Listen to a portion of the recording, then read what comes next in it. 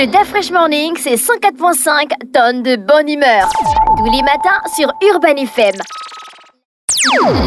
Le Fresh Morning, Vous êtes sur Urban FM 104.5, la station urbaine avec René Ruth dans le Fresh Morning, le réveil matinal le plus haute de la capitale sur la radio la plus haute de la capitale. On est dans le Versus emmené par Canal+. On va d'abord s'intéresser au programme de Canal. Aujourd'hui, on va parler du piratage parce que oui, c'est vraiment important. C'est un fléau qui nécessite la sensibilisation. Arrêtez de pirater. Achetez votre décodeur HD, achetez le décodeur connecté ou faites comme moi, optez pour MyCanal. Consommer les contenus légaux, c'est consommer la télévision de façon responsable, c'est choisir les contenus vérifiés par des professionnels du métier, c'est contribuer aussi à la croissance de l'écosystème audiovisuel local, c'est protéger les emplois sur l'ensemble de la chaîne de valeur. On parle de producteurs, réalisateurs, acteurs, centres de formation, réseau de distribution. Faites comme moi, optez pour MyCanal. Et ce n'est pas tout, donc on sait que la CAN approche à grands pas. En janvier 2024, vivez le plus grand événement footballistique du continent avec qui? Canal+, un dispositif exceptionnel avec les plus grands experts de la planète foot. Émissions d'avant et d'après match sur Canal+, décryptage sur Canal+, reportages, débats, interviews exclusives sur Canal+. Et pour la première fois, une chaîne dédiée exclusivement à la CAN. Tout ça avec Canal+. On rentre dans le versus du jour avant de revenir avec l'offre emmenée par Canal+. Aujourd'hui, on va comparer deux films d'amour, deux grands films d'amour que je suis sûre 80% a déjà regardé. On parle de Titanic d'un côté. Et d'un autre, on a Bodyguard, donc le garde-corps. Vous savez, le film avec Whitney Houston et Kevin Costner. Vous vous rappelez de ce film? Pour vous, si vous avez déjà regardé les deux films, j'en suis sûre.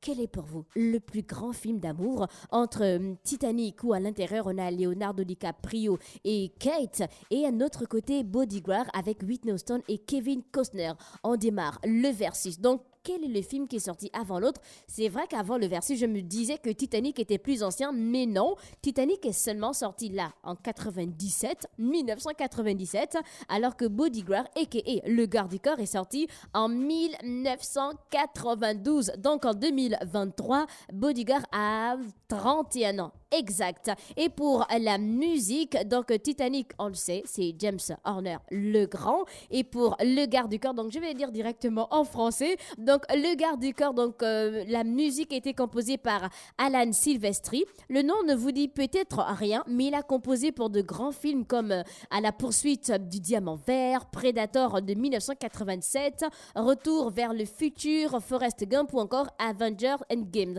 Et pour l'histoire, vous connaissez très bien l'histoire, que ce soit de Titanic ou encore de Bodyguard, a.k.a. Le Garde du Corps. Donc Titanic met en scène une histoire d'amour tragique sur le fond de catastrophe, d'une catastrophe. Pourquoi on parle de catastrophe? Parce que oui, dans la nuit du 14 au 15 avril 1912, le Titanic percutait un iceberg dans l'Atlantique Nord au large de Terre-Neuve et sombrait en quelques heures, emportant avec lui dans les eaux glacées la majeure partie de ses passagers. Donc voilà pourquoi on parle d'abord d'une scène d'amour tragique sur le fond d'une catastrophe.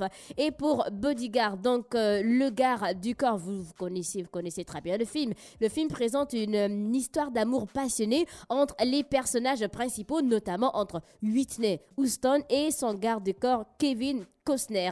Et pour le casting Titanic, c'est bien sûr Leonardo DiCaprio et Kate Winslet. Et Bodyguard, a.k.a. Le Garde du Corps, mère vedette, Whitney Houston et bien sûr Kevin Costner. On a déjà des messages via le WhatsApp de la radio, donc Malik, on va prendre ton message après. Laisse-moi terminer d'abord le versus. Et pour le budget, bon, Titanic, c'était quand même, le film il est sorti en 1997 et il avait déjà un budget de 200 millions de dollars. 200 millions, c'est énorme.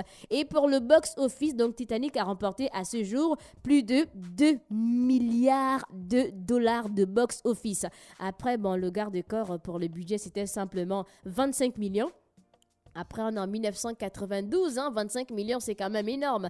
25 millions de dollars. Et pour le box-office, on a 410 millions de dollars. Je ne sais pas si vous vous rappelez, il y a quelques semaines, j'ai fait un versus entre les deux chansons, donc les bandes originales, notamment le son de Céline Dion, interprété par Céline Dion, et aussi le son interprété par Whitney Houston. On a fait un versus et de la Fred disait que oui, le son de Céline Dion, vraiment c'est une tuerie, la voix de Céline Dion. Et après c'est vrai que je ne peux pas prendre position, mais après quand même les gars, le son de Whitney Houston, c'est quand même la magie. Après on a des anecdotes concernant les deux films. Donc pour Le Garde-Corps avec Whitney Houston, pour mieux s'imprégner donc du personnage, Kevin Costner a décidé de rencontrer de nombreux garde-corps et se renseigner aussi sur la surveillance électronique. Donc il a appris également la maîtrise de lancer de couteau. Et lors du tournage, Kevin Costner ne supportait pas Whitney Houston qui faisait sa diva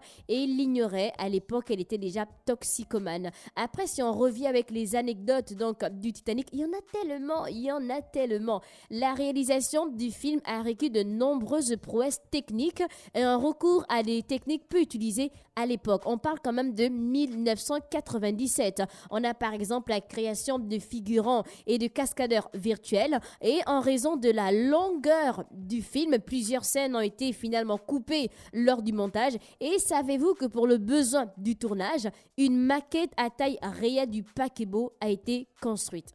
Et oui, les constructeurs ont dû consulter d'abord les plans originaux du paquebot fournis par l'entreprise qui s'est chargée de la construction du Titanic, et bien sûr.